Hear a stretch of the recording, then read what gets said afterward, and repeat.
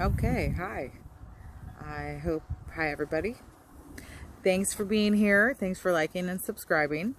And may you and your family, the land around you, the air above and below you, or whatever it is we're breathing, uh, be as healthy as can be, as happy as can be, in a good place, as good as can be. Thanks for being here. So, okay, I'm going to put it like this. Some of us watching about, I would say around 2012, there's so much information coming out right now, it's mind-blowing. But if we go back to around 2012 and before that, so people who know about like Ramtha and people who have been investigating certain religions, looking into how they feel about politics, looking into how they feel about natural healing and ancient healings.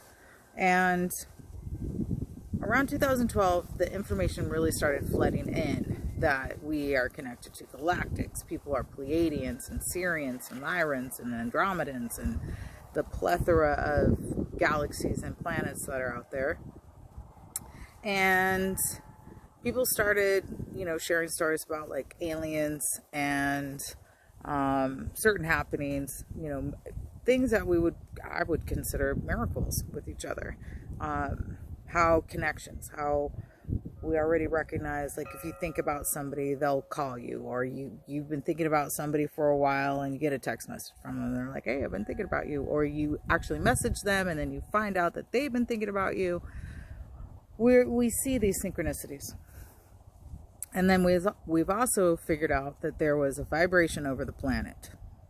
We were under a quarantine. Our planet was under a quarantine because there wasn't enough people on this planet that saw past this major illusion of emotions and mental illness and, fear and pain.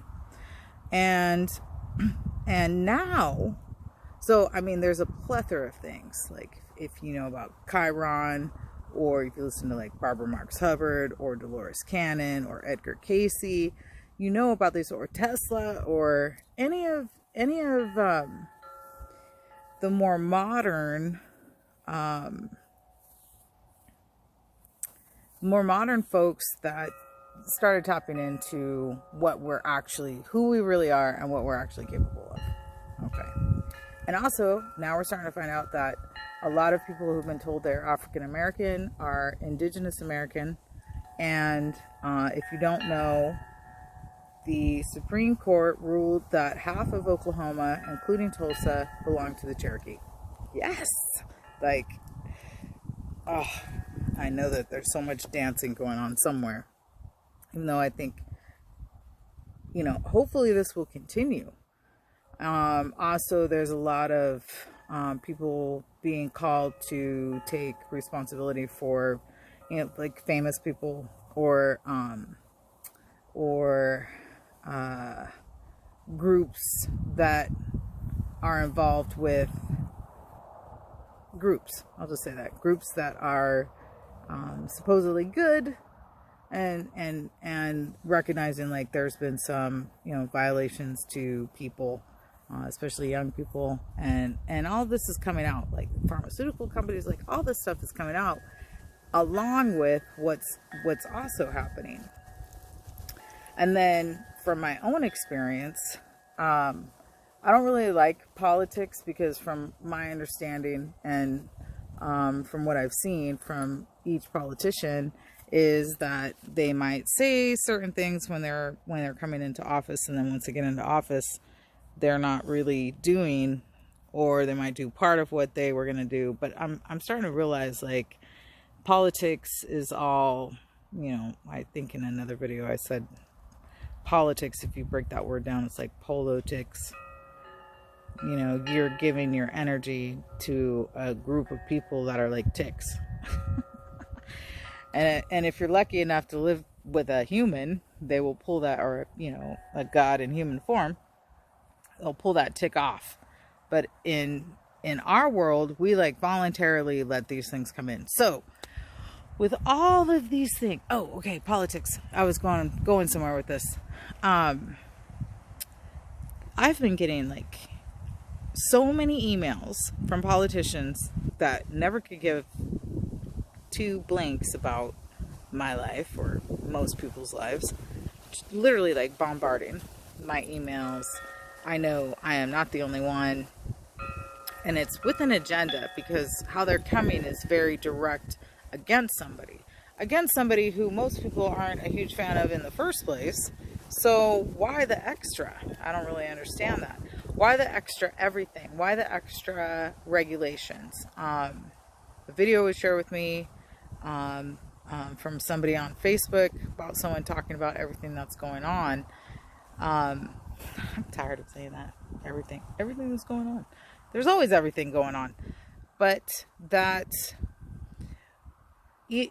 we've also known that words are created so that we give them meaning, so then we on our own self create meaning. Even if the emotional part doesn't match the direct word, or doesn't match directly to what we might want to do or what we think is actually the truth. And even back then I thought, I figured it out. I figured out that there was a quarantine over the planet. And this person pointed out that quarantine means for sick people. So was our planet sick? Maybe so. Sick. I'm going to say this again. I heard that illness is 90% in the mind. Meaning, if you think you're sick, you're sick. Or if you think you're this, you're whatever this is. And if we have a culture that is so, I would almost say like trauma bonded or addicted to media, then it's producing people who are mentally ill. And so how can we have a healthy mind, body, spirit, or emotions if most of us are under the illusion of what they've been teaching us or putting upon us in a way that is not completely true? Why would they do that? Why is one party right now so adamant about getting the other party out? Which to me, I just feel like, you know, people already had their opinion, so why the extra pressure? Why all the emotional upheaval? Why constantly keeping us at a mindset and a vibration that is, this cannot be what we came here for, is my point. I don't believe that Creator created us so that we could all go to work every day and come home and watch TV and drink, have a beer or not have a beer. Like, I don't think that that's what we came here for. I think we came here for watching the stars and learning from nature. For example, we have a tree here. It's called a madrone tree. It acts like a snake. It's very interesting because most of the other trees are either annual, where they're green all year long, or they're deciduous, where half of the year, like an oak tree, half of the year, or a maple tree, they will shed their leaves and go into a type of death or hibernation, and then in spring they come back to life. And we can look at that metaphorically and literally on so many levels. But I think the trees are trying to tell us something. And trees live forever, and I'm going to get to that as well. This tree, all the other trees will shed their leaves and then, bloom and then shed their leaves, go into hibernation, and then in springtime, they come back. Well, this tree, right after springtime, at the beginning of summer, it sheds its skin and it sheds some of its leaves, but it doesn't go into complete hibernation. And I look at that as very interesting because it's almost like a snake tree. And it even has parts on it, like it has different colors, and the skin on it is very smooth. I'll probably do a video on it one day just because it's fun stuff. And in that, like, I think that's what we used to do. We used to do. Many people still do it. And as far as like the whole world or the whole of the communities would study nature, meditate, pray. You know, I actually think there was a time we didn't actually pray, but it looked like praying because I think we were doing mantras. And then two things have come to me recently. I mean, ultimately I heard, you know, whatever deities or whatever energy comes to you, comes to you. If we're predominantly not from Africa, even for myself, like following African spirituality, is that really what it is? Or did it come from here first and then it got sent over there and it's coming back to us? Has it been changed a little bit because of time and all this stuff? But I think that all of that is on purpose, because what it does is it keeps us focused on something that isn't questioning, and it isn't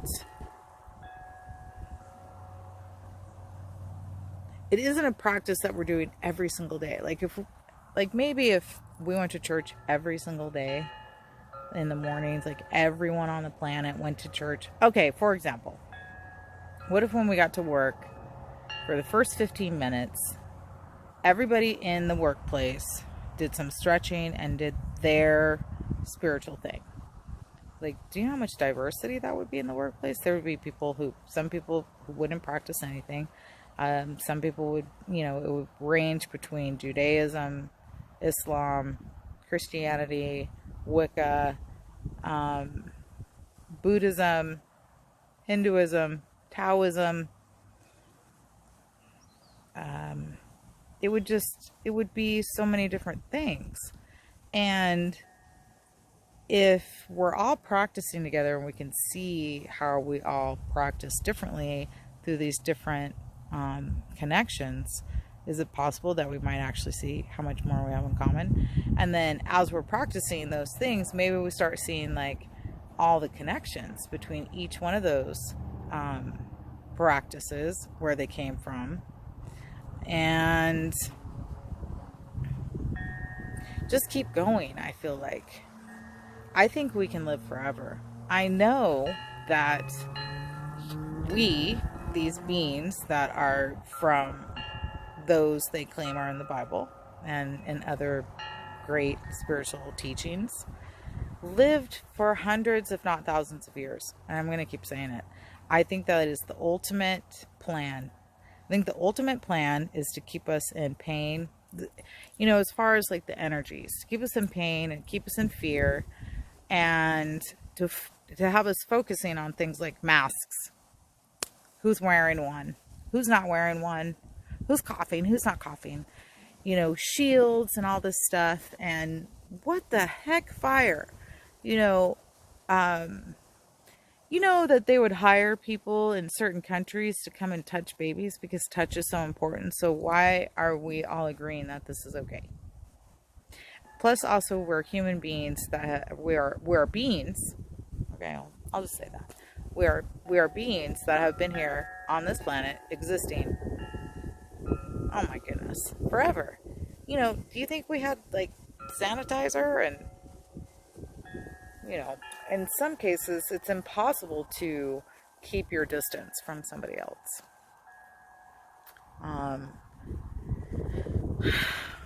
Okay. So I think we can live forever. And I think if we think we can live forever, instead of thinking that everything is going to harm us, I have a theory. Everything is going to harm us. I mean, I have a theory. So I think if we practice spending time in nature, embracing the energy of the sun, speaking to our water, speaking to our bodies, and bringing in more movement and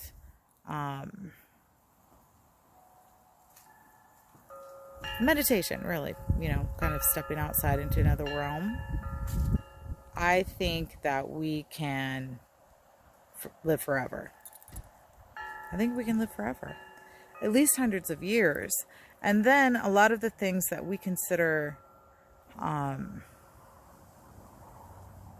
trying or challenging or difficult or unhealable, they would be healable.